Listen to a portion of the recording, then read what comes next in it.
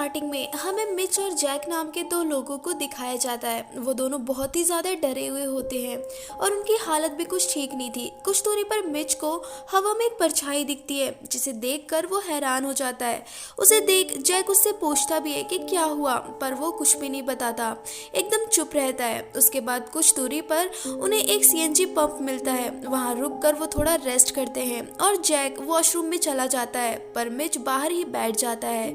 जहाँ वो बैठा हुआ होता है वहाँ सभी सामान हिलने लगते हैं, पर बस उसी के लिए।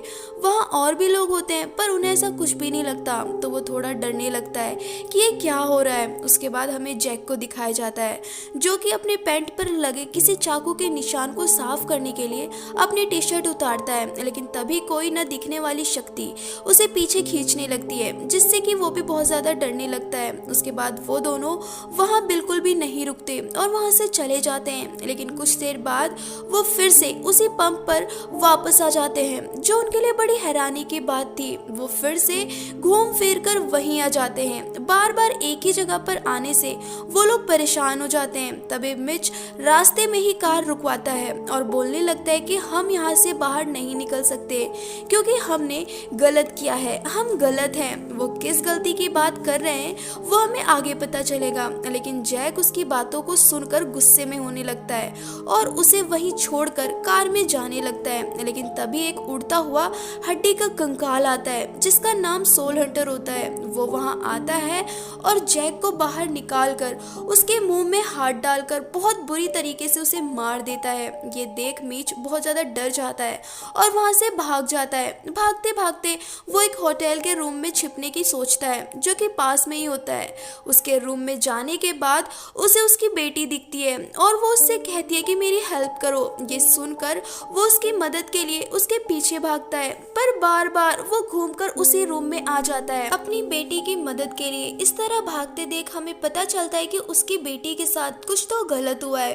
तभी हम देखते हैं कि जिस रूम में मिच गया था उसी रूम में से 3 लड़कियां निकलती हैं जिनका नाम एवा, सैडी और किम है। अब यहाँ हमें पता चलता है कि मिच पुर्गाटोरी में फंसा हुआ है, मतलब कि वो दुनिया जहाँ पर लोगों को उनके बुरे कर्मों की सजा दी जाती है एंड इसके बाद ही वो लोग स्वर्ग में जा सकते हैं। मतलब इसीलिए वो तीनों लड़कियां मिच को नहीं देख पाई क्योंकि वो तीनों लड़कियां रियल वर्ल्ड में होती हैं। अब रियल वर्ल्ड में एवा, सैडी और किम घूमने के लिए निकलते हैं, लेकिन रास्ते में उनकी वैन पंचर हो जाती है। वो कॉल करके किसी को उनकी हेल्प के लिए बुलाने की कोशिश करती हैं, लेकिन नेटवर्क ना होने के कारण वो किसी को नहीं बुला पाती। फिर कुछ देर बाद वेट करने पर वहाँ पर एक कार आती है जिसमें एक कपल होता है। वो उनसे हेल्प मांगती हैं तो वो कहते हैं कि तुम्हारी मदद हम तो नहीं कर सकते पर हमारे पड़ोसी कर सकते हैं, तुम हमारे साथ चलो, वो तुम्हारी कार ठीक कर देंगे। तो फिर वो तीनों लड़कियां उनके साथ उनके घर चली जाती हैं। फिर हमें रात को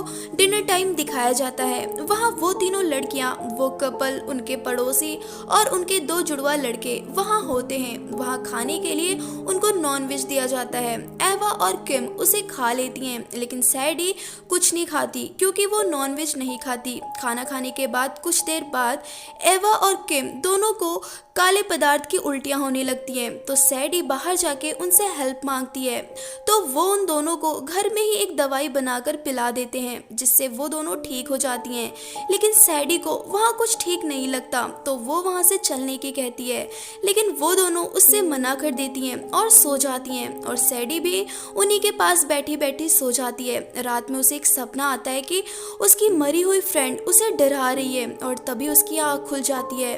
तो वो देखती है कि वहाँ एवा और किम दोनों में से कोई भी नहीं है। वो उन्हें ढूंढते हुए बाहर आ जाती है। बाहर आकर वो देखती है कि वो कपल और उनके पड़ोसी एवा और किम पर ब्लैक मैजिक कर रहे हैं। ये देख वो डर जाती है और चुपचाप पीछे हटने लगती है कि तभी उसका पैर एक जाल में फंस जाता है और उन सभी का ध्यान सैडी की ओर चला जाता है। तभी एवा और किम उसे पकड़ने आ रही होती हैं और सैडी उससे डरकर रोड की तरफ भागने लगती है। सामने से कार आ रही होती है जिसमें लूकस नाम का एक आदमी बैठा हुआ होता है। उसका ध्यान ड्राइविंग पर कम और उसकी वाइफ की बातों पर ज्यादा होता है और अचानक से सैडी के सामने आने से वो कार को बैलेंस नहीं कर पाता और जिससे कि उन दोनों का एक्सीडेंट हो जाता है। इससे लूकस बहुत डर जाता है। वो तुरंत एम्बुलेंस को कॉल करता है, पर वो उसकी हेल्प के लिए मना कर देते हैं क्योंकि उन्हें उसकी लोकेशन नहीं मिलती। थी। तो वो उससे कहते हैं कि उसे पास के किसी हॉस्पिटल में ले जाओ। तो लूकास तुरंत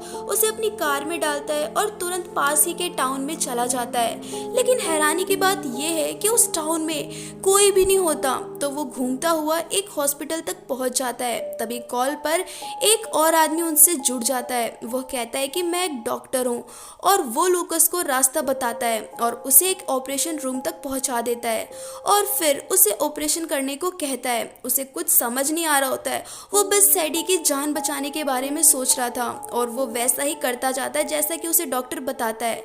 पर इतना करने के बाद भी वो मर जाती है और कॉल पर जो भी होते हैं वो सभी हंसने लगते हैं। तभी लूकास को गुस्सा आने लगता है और वो अपना फोन फेंक देता है और वहां से भागने की कोशिश करता है, पर बाहर नहीं जा पाता। तो वो वापस वहीं आकर चुपचाप बैठ जाता है और तभी उसे फिर से उन्हीं का कॉल आता है। तो वो कहता है कि जो मुझसे हो पाया मैंने उसे बचाने के लिए किया, अब तुम मुझे जाने दो। मैंने वही किया जो मुझे उस समय सही लगा। मुझे बस उसकी जान बचाने के अलावा और कुछ समझ नहीं आ रहा था। ये बात सुनकर कॉल वाले लोग उसे जाने को कहते हैं और वो जाने लगता है। बाहर जाके जैसे ही वो अपनी कार की प्रेस करता है, वो वहाँ दो कार को देखता है। एक वो जिससे एक्सीडेंट हुआ था और एक उसी की जैसी एकदम न्यू कार जो उसे उसके अच्छे काम के लिए दी गई।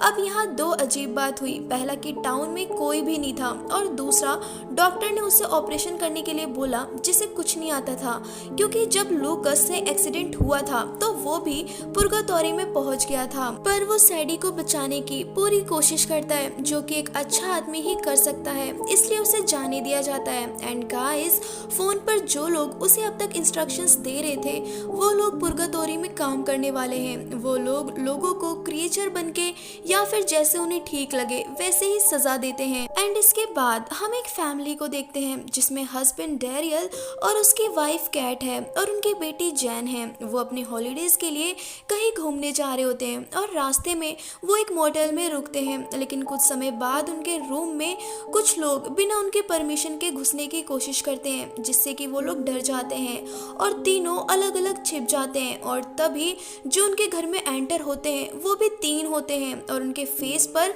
मास्क होता है। वो तीनों मास्क मैन डैरिल और कैट को पकड़ लेते हैं। तभी डैरिल अपनी गलती की माफी मांगने लगता है।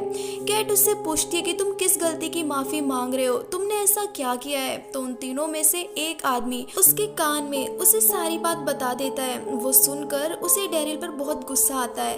वो कहती है कि तुम ऐसा कैसे कर सकते हो। और तभी उन तीनों में से एक कैट के मुंह में कपड़ा डाल देता है जिसमें कांच के टुकड़े थे, जिससे कि उसका दम घुटने लगता है और वो मर जाती है। और दूसरा आदमी डैरिल के पेट में चाकू से वार करता है जिससे कि वो भी मर जाता है। उसके बाद वो अपना मास्क हटाते हैं और हमें पता चलता है कि ये जैक, मिच और उन्हीं का तीसरा साथी है। उसके बाद मिच अपनी बेटी की एक फोटो दिखाता है और हमें पता चलता है कि डैरिल ने उसकी बेटी के साथ कुछ बहुत गलत किया था, इसलिए उसे मारा गया।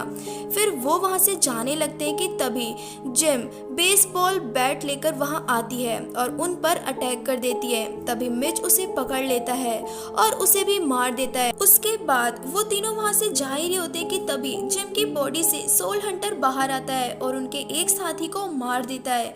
और ये सोल हंटर क्रिएचर इसलिए आया है क्योंकि इन तीनों ने उसकी बेटी और वाइफ को भी मारा, जो कि बेकसूर थे, और इसी कारण ये तीनों भी अब पुर्गाटोरी में एंटर कर चुके हैं और अब इनके पापों की सजा इन्हें मिलेगी। एंड इसके बाद मिच और जैक वहां से भाग जाते हैं। इसके बाद का तो आप सभी जानते हैं कि वो भागकर कहां पहुंचे थे, मतलब कि जहां से मूवी स्टार्ट हुई थी। हमने देखा था कि कैसे सोल हंटर क्रिएचर ने जैक को मारा था और मिच उस टाइम लूप में ही फंसा रह गया। तो गाइस, ये थी हमारी आज की मूवी साउथबाउंड।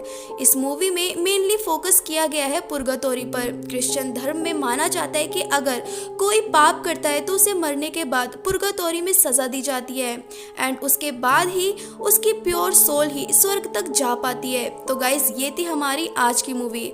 आपको मूवी कैसी लगी कमेंट सेक्शन में ज़रूर बताएं और अगर आप हमारे चैनल पर नए हैं तो चैनल को सब्सक्राइब करना बिल्कुल भी ना भूलें। Thank you and bye bye.